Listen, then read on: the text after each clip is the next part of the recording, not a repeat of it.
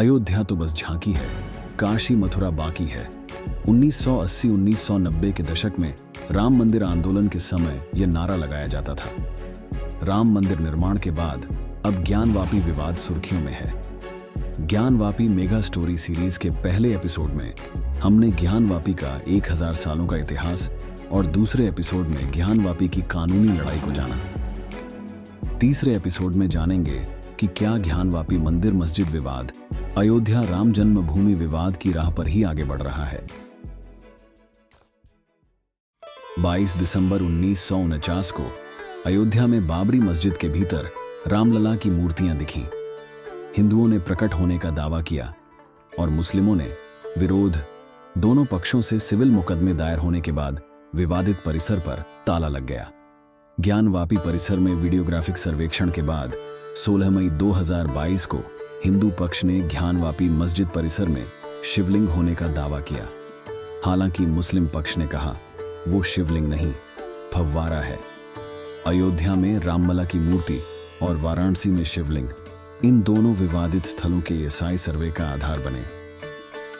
Supreme court के 9 नवंबर 2019 के अयोध्या में राम मंदिर बनाने के फैसले में 2003 में हुए एएसआई सर्वे की फाइंडिंग्स ने महत्वपूर्ण भूमिका निभाई। सर्वे के मुताबिक मस्जिद खाली जमीन पर नहीं बनाई गई थी। हालांकि मंदिर तोड़कर मस्जिद बनने की पुख्ता जानकारी नहीं है। विवादित बाबरी मस्जिद राम जन्मभूमि स्थल पर एक हिंदू स्ट्रक्चर के अवशेष मिले थे। मस्जिद पहले से मौजूद 12वीं सदी की एक संरचना पर आधारित थी। पुरानी संरचना की 17 पंक्तियों में 85 पिलर थे, यानी वो बहुत विशाल थी। 25 जनवरी 2024 को ज्ञानवापी परिसर की एएसआई रिपोर्ट सौंपी गई। 850 पेज की रिपोर्ट में कई अहम बातें सामने आईं। सर्वे के पेज नंबर 149 पर लिखा है कि ज्ञानवापी मस्जिद से पहले उस जगह पर मंदिर था जिसे तोड़कर मस्जिद बनाई गई। व्यास जी के तहखाने में हिंदू भगवानों की कई मूर्तियां मिली। इसमें शिवलिंग, विष्णु, मकर, कृष्ण, गणेश और हनुमान की प्रतिमाएं हैं। मंदिर के अस्तित्व के 34 शिलालेख मिले हैं जो देवनागरी, ग्रंथ, तेलुगु और कन्नड़ लिपियों में हैं। इन शिलालेखों में जनार्दन, रुद्र और उमेश्वर जैसे देवताओं के नाम मिले हैं। हिंदू मंदिर के खंभों को बदलकर ज्ञानवापी मस्जिद के नए ढांचे में इस्तेमाल किया गया है। हिंदू पक्ष का दावा, बाबरी मस्जिद की जगह राम जन्मभूमि थी और 16वीं सदी में एक मुस्लिम आक्रमणकारी ने हिंदू मंदिर को गिराकर वहां मस्जिद बनवाई। मुस्लिम पक्ष का दावा, मस्जिद का निर्माण 400 साल पहले बाबर ने करवाया था। अगर ये मान भी लिया जाए कि मस्जिद का निर्माण उस जगह पर किया गया था, पहले मंदिर बना था, फिर भी मुसलमानों का लंबे वक्त तक उस जगह पर कब्जा रहा था। मस्जिद के बनने से लेकर उसके विध्वंस तक मुस्लिम पक्ष एडवर्स पोजीशन के आधार पर विवादित परिसर पर दावा कर रहे थे। एएसआई रिपोर्ट के बाद हिंदुओं ने व्यास जी के तहखाने में पूजा की। अब हिंदू पक्ष की मांग है कि वजू खाने का वैज्ञानिक सर्वे किया जाए। उनके अनुसार ज्ञानवापी परिसर में शिवलिंग मौजूद है। मुस्लिम पक्ष का दावा है कि एएसआई का सर्वे 1991 के प्लेसेस ऑफ वर्शिप एक्ट का उल्लंघन है, जो आजादी से पहले मौजूद धार्मिक स्थलों के धार्मिक चरित्र बदलने की इजाजत नहीं देता है। दावा किया जाता है कि राम मंदिर को तोड़कर बाबर के कमांडर मीर बाकी ने बाबरी मस्जिद, वहीं विश्वनाथ मंदिर को तोड़कर औरंगजेब ने ज्ञानवापी मस्जिद का निर्माण करवाया था। सुप्रीम कोर्ट में ज्ञानवापी मस्जिद की सुनवाई करने वाली बेंच में जस्टिस डीवाई चंद्रचूड़ और जस्टिस पीएस नरसिम्हा हैं। ये दोनों जज अयोध्या फैसले का भी हिस्सा रहे हैं। ज्ञानवापी मस्जिद मामले में वकील हरिशंकर जैन हैं, जो बाबरी मस्जिद मामले में भी हिंदू महासभा के वकील रह चुके हैं।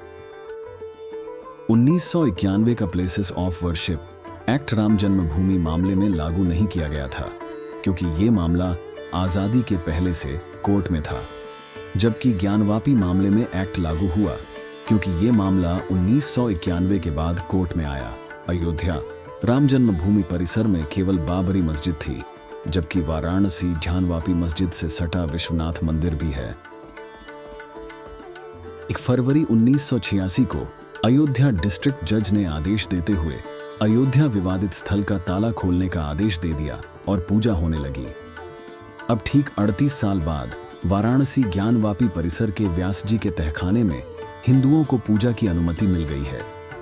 ज्ञानवापी मस्जिद विवाद में भविष्य में क्या संभावनाएं बन सकती हैं, आइए जानते हैं।